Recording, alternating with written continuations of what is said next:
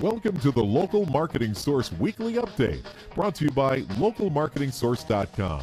This update is taken from the Local Marketing Source Professional Development Program for local marketers. This week's Local Marketing Update is brought to you by Scott Gallagher. Scott is the co-founder of Local Marketing Source and has become the recognized expert in providing online marketing services to local businesses. Follow Scott on Twitter at ScottGallagher5 and on Facebook.com/ScottPGallagher.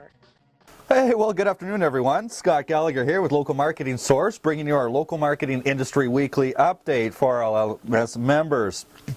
Our next week's faculty call, I didn't update my notes here, is going to be next year. Next week, as we know, is going to be, well, I guess on Friday they are calling for temperatures above 1,200 degrees Fahrenheit with the low of being 1,247. But nonetheless, we are not going to have a faculty call next week, and we are starting back on January 3rd. That's a Thursday, not a Wednesday. The second being just too close to the first, people traveling and kids in school and all that stuff. So that will be Thursday, January 2nd at 2 p.m. Eastern, and that will be posted in the Facebook group. And speaking of that Facebook group, that's an area for you to post your live questions. You get access to all the LMS members as well as the portal. Now, this week we're going to be covering a few different things. Google has made some changes. I had to learn a little bit about NORAD and tracking Santa Claus. Well, this year Google is going out on its own, and NORAD is also competing and joined up with Microsoft. So you can go ahead and you've got different channels to be able to track your Santa Claus along with your kids. It's always something we enjoy to do and definitely have a lot of fun doing it.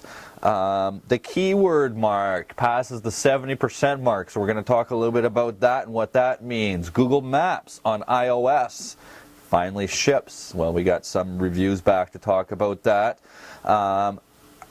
Google has once again updated its content policy, so this is key. I was actually just at my chiropractor's office yesterday, and there was something that I told my chiropractor that he was doing that was fantastic. He is one of our clients as well, and with this new content policy update, I immediately stopped what I was doing, sent him an email, and said things have changed. I will talk about what that update is. Google's running some further feedback experiments. We're going to talk a little bit about some of those further experiments and how it's a lot like the human quality guidelines, search rater testers that are out there. And finally, the SEO community is talking about some big update that has just gone on, but Google hasn't made any claims. So talk a little bit about that. But before we get into all of that good stuff, we will talk about this week's tip. Drinking my Jimmy John's over here. You know, Jimmy John's, when I moved to the Midwest, is a sub shop. They've actually got a pretty decent sub. Definitely better than Subway, but not the best subs that are out there. And they pride themselves on freaky fast delivery. And so I know the guys pretty good, local entrepreneurs, and I time them. They're exactly 1.4 miles away, so that's, you know, roughly 2 kilometers for our international students. And you place an order online, and they pride themselves of how fast they can get it to you. No joke. 2 kilometers away from where I'm at, from the moment I hit the button, their record time is 3.5 minutes. Sub-made, packaged, delivered, on my desk, 3.5 minutes. It's awesome. I digress. So last week we talked about press releases and how local businesses can use different press releases to get a variety of citations that are out there. Some of these unorthodox citations, like how you're going to create a solid press release to get into your local newspaper or an industry publication. But this week we're going a little old school and talking about some of those on-the-page factors.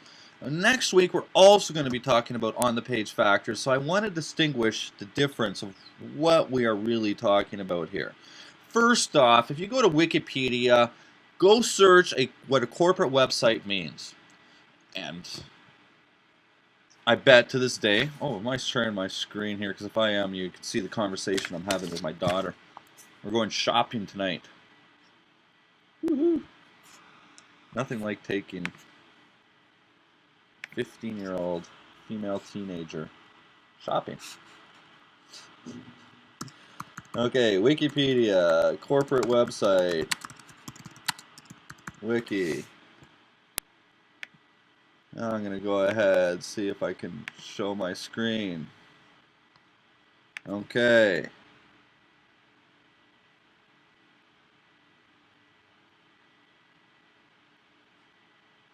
This is not the term I'm looking for.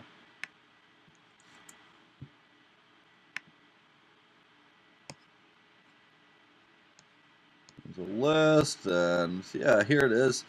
Let's see if it's still like this. Yeah. So right here, Wikipedia on, what is a website? A corporate website used to provide background information about a business, organization, or service. I mean, that's old school, guys. A local business's website is there to do a heck of a lot more than just provide background information about a business. It's there to engage an audience. It's there to capture information. It's there to deliver messaging, not just background information. Or it's not a digital brochure anymore. As a matter of fact, W3C just announced, I know this is not newsworthy for this broadcast, but W3C just announced the HTML5 standards that are out there. And basically, it's all the bells and whistles built into a web browser. Essentially, like Microsoft Silverlight or Adobe Flash, all these extra add-ons that you have to get onto different websites, it's all built in. That's all standard now. So some of the stuff that we're able to do, especially with the different social channels and the integration, plugins for WordPress and whatnot, a website is not there to provide background information. It's simple as that. So in terms of search, there's two real components that we really got to consider about as marketers. We know a website takes many different hands, just like a house being built, plumber, electrician. Well, we're the realtors of that house, right? We're out there the ones that are trying to sell it, trying to place the couches in certain areas for that feng shui aspect and, understanding and making sure that house is clean and has got the right type of wood that's going to get the greatest return on investment. Do we have to renovate the bathroom or not? That's where our expertise comes in. Not knowing how to nail some of this stuff together or where the pipes are going to go or running the Cat 5 in a particular house. That's your web developer. That's your graphic designer. That's your project manager. We being the marketers. But on that side, so with that from a marketing perspective, and especially search marketing, we know that there's certain factors that search engines are really looking for. And I'm going to cover some of these factors. This is not a conversation about conversion. And conversion's a very important piece for local businesses. We know that 97% of people that visit a local business website ultimately leave and never come back. So our job as a marketer is to decrease that 97%. But on another note, those factors that we know that influence a search engine, okay, great. There could be 100 different factors or 200 different factors. Matt Cutts has said, there's something like 5 dimensions to over 200 different factors that they measure on a website. And they all have different weights. We've learned about title tags, H1 tags, keyword-rich URLs, which, no longer are something that's important. Unique content, anchor text, page rank sculpting, all of this buzz stuff that's found in the SEO community that's all really bullshit in my opinion. There are a few factors, and these factors are important because we can relate them to direct marketing. I mean, we don't do hocus pocus stuff to get our customers to number one. We don't manipulate a search engine. We're not even good at SEO. We're just good at marketing, and as a result, our clients get results that are number one in the search. But some of these factors are, here we go. I just talked about the W3C consortium, or W3 consortium, the W3C. There's a tool that's out there that we talk about in the LMS training material to validate your website. Well, why would you want to validate your website? Just to make sure that the code's okay, because a lot of developers out there use the duct tape approach. Nobody likes stuff that's broken when it doesn't work well. If you're going to do it right.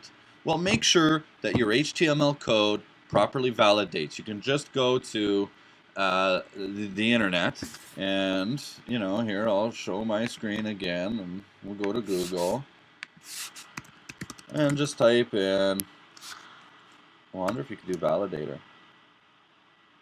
Validator. See what happens. Look, just Google Validator. That's it. The one that you're looking for comes up. Simple enough, isn't it? You make sure you've got all the text link navigation at the bottom of your site. That's a very standard practice to be able to have that for navigation. A lot of people have funny navigation in different areas. Your title tag, don't just put the business name. Make sure it's compelling. Make sure it's got a tagline. What is a tagline? A tagline is just a small description of the business. You also want to have your location information in there to define where you are. Your description tag in the HTML. Make sure you've got that. That's what the SERPs, that's what the search engines pick up and put into your little SERP snippet, your search engine results page snippet that you see. We talk about unique content. Well, don't duplicate stuff. Don't go and rip stuff off of somewhere else. Make sure you've got very unique content and engaging content.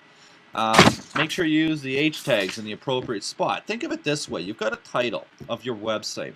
Well, that's like the title of a book. And then you've got chapters in that book. Well, those chapters are like different pages in a website.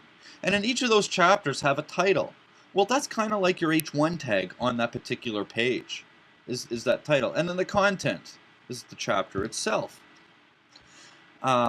Images, images, images, and images. Emphasize images. Make sure you use all the alt tags in images and properly size images. This is critical, folks. Don't just upload images. Make sure they are properly optimized to be the smallest possible image to get the best resolution that's out there. You want your website to load as fast as possible. Make them small. You got certain keywords or theme words, as I like to call them from time to time. Keywords is so misunderstood and so misused. But you definitely want to have your theme words for a particular page on the title, in your meta descriptions, in your H1 and H2 tags. Make sure you've got them in the first paragraph of the content on that page. Make sure they're bold when possible, or italicize them in different ways within the first 3 paragraphs of your content. Not a big deal, but if you can. And if at all possible, appear in the file name of the page that's loading up. Of course, anchor text used internally. And finally, number 9, your last piece of advice is fix all your bad links and create XML sitemaps and submit them, as well as video sitemaps and location sitemaps. Woo!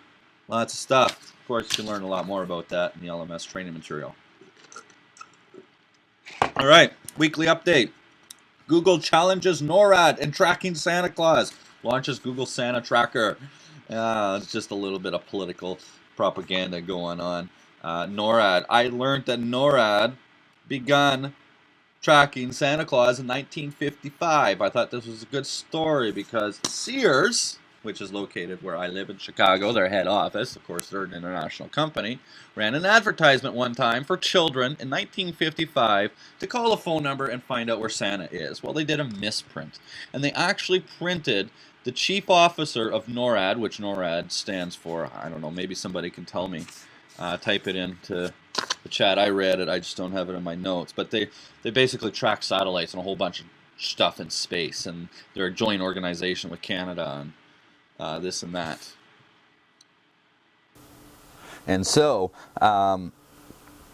they printed the wrong phone number, and kids started calling this guy's hotline directly. Well, he was just having a little bit of fun, and so he said, all right, let's throw on the radars and track Santa Claus. And since then, employees of that organization have volunteered to be able to help track Santa Claus, and turned into something big and new. But keywords not provided passes the 70% mark. Basically, when you go into Google, Webmaster Tools, when you go into Google Analytics, my bad, more than 70% of the keywords that people are coming to your website falls under the category of not provided. They don't want us to know. It's hurting us. Google Maps, I talk a little bit about this over the time with Apple. Well, Google Maps is now available for iOS, and it does ship along. And it's supposed to be very, very good. The reports are just awesome of what people are talking about. So Google is now running feedback experiments with its users. It's really interesting. I haven't been able to reproduce the results yet. But essentially, you're going to run a search in Google, and on the right-hand column, here we'll go ahead and show my desktop again. And on the right-hand column, right over here, you find a little box that says, please look at both of these pages, which they're looking at spot number 3 or spot number 4. Please look at these 2 pages, and which one do you like better? Well, they get enough data, right? They're going to get a little bit of information. It's so interesting to see how the search marketplace, that within a couple of years, it's kind of like the internet. Now I'm just thinking about it. You know, up until social media came out in 2005, really, they say that last year, in the last 12 months, there was more information created on the internet than there was in its first 20 years. Why is that? Because of social media. Because we've all got the ability to create information on the internet and share information and share our opinions and thoughts and videos and images and all that stuff. But the first couple of decades, it was restricted to webmasters. You know, in 1995, I taught myself how to program in HTML. That was when the internet was 3 years old. I look back in those days now, and I still have that website that's up, by the way. Check this out.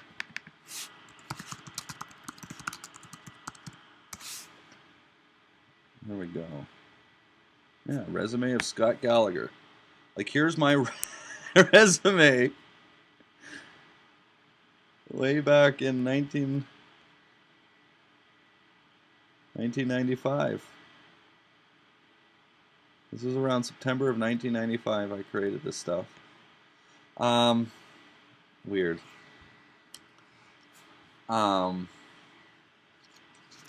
Lost my train of thought. Nostalgic brings me back, huh? Well, we were talking about quality raters. I don't know where I was going with all that. And then I started to talk, oh yeah. You know, like Google, when they first started out, it was, you know, an algorithm. A computer algorithm was just based off of a snapshot of the internet as it was. Well, Facebook has really posed a really big threat, especially in 2009 when Mark Zuckerberg launched the social graph. Well, it's just so much more. That's a better snapshot. And really the snapshot that Google was trying to replicate in a digital algorithmic way when they coined their algorithm 1996,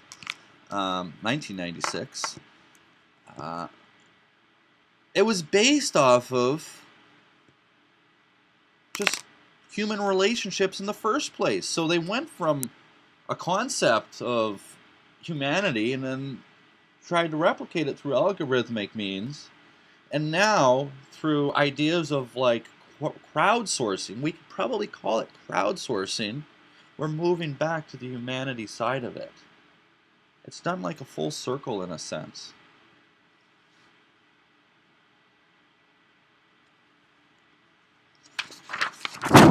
Well, let's move on here.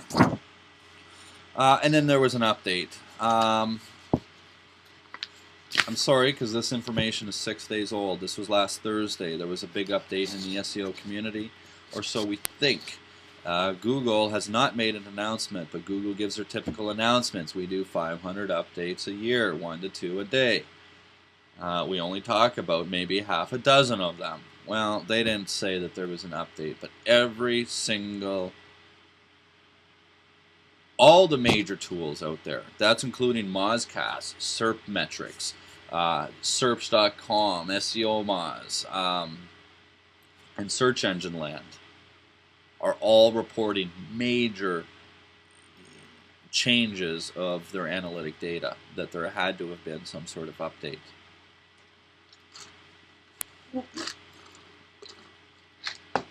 Okay, and then finally, for your local internet marketing agency tips.